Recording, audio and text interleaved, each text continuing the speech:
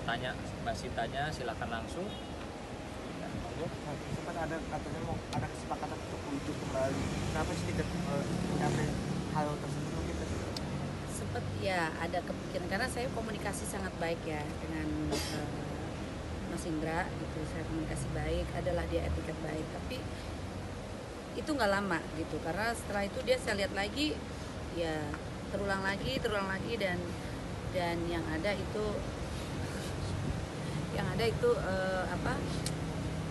membuat trauma saya itu kembali lagi gitu. Jadi lebih baik memang udah nggak bisa untuk diteruskan. Trauma apa sih, Pak? Kenapa sampai trauma, mungkin perlakuan apa yang Ya adalah bentuknya apa Mbak? Artinya ini ada disebutkan sini ada isu KDRT atau... Oh nggak ada.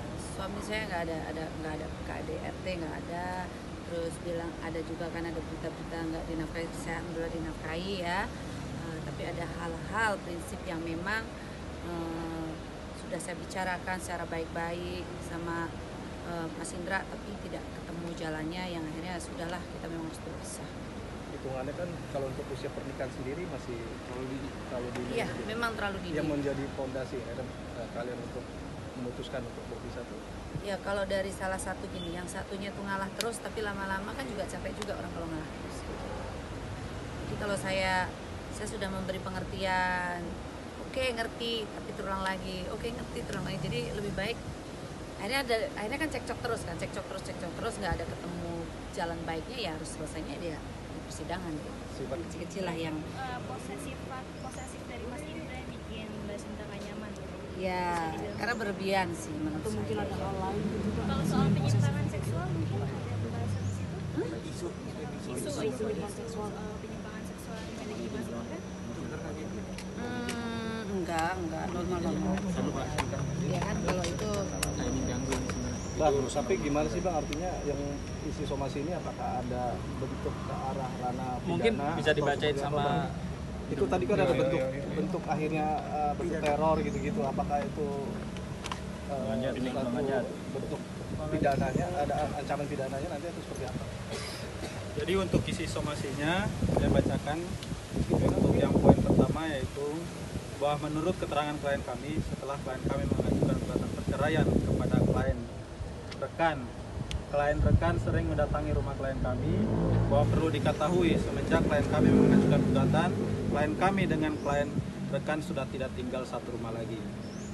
Bahwa menurut keterangan klien kami, kedatangan klien rekan ke tempat tinggal klien kami adalah untuk menyatroni klien kami, yang dimana klien kami merasa ketakutan dan terganggu terhadap sikap klien rekan. Bahwa perlu kami tegaskan, hubungan rumah tangga klien kami dengan klien rekan sedang tidak baik-baik saja. Untuk itu klien kami melalui kami sebagai kuasa hukumnya mengajukan gugatan perdata tentang perceraian. Untuk itu terkait hal-hal di atas, dengan ini kami meminta kepada klien rekan untuk tidak menyatroni kehidupan klien kami, berhenti untuk meneror atau mendatangi klien kami, dan juga menghormati proses persidangan perceraian di Pengadilan Agama Jakarta Timur. Bahwa apabila klien rekan masih terus-menerus klien kami dengan cara apapun, maka dengan terpaksa klien kami akan menempuh upaya hukum sesuai perundang-undangan yang berlaku. Ya. Dimengerti ya? Nah, bicara masalah jawabannya, sebenarnya bisa saya jawab, tapi tetap tertulis harus, karena dibuatnya tertulis. Tapi untuk menanggapi surat somasi tersebut, dan poinnya dari pihak Mbak Sinta yang bagi kuasa hukumnya Bang Sunan, ya intinya jangan sampai ada gangguan yang sifatnya komunikasi, apalagi ngebangun. Tapi patut dicatat kawan-kawan, secara hukum, secara sampai hari ini, secara sah Mbak Sinta masih istrinya, ya. Jadi keduanya masih bisa melakukan upaya hukum. Kita analogikan saja. Misalnya Bang Indra berselingkuh, mengetahui terus tiba-tiba berzina dengan orang lain, Mbak Sinta sampai hari ini masih berhak untuk melakukan laporan polisi karena masih statusnya suami istri. Begitu juga sebaliknya. Begitu juga sebaliknya.